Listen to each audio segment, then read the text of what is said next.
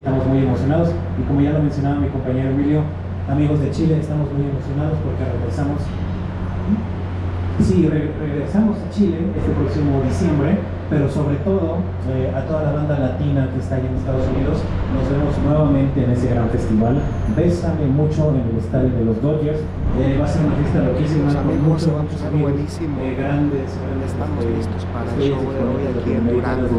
Les mandamos un fuerte abrazo. Preparando. Igual el otro año nos vemos por allá por Puerto Rico. Estamos muy emocionados y los invitamos a que estén checando la página de Ángeles Negros, porque aquí se estarán enseñando todas estas noticias, todos estos nuevos shows y todo lo que se viene para el próximo año. Y no lo olviden, 9 de marzo nos vemos en el Auditorio Nacional.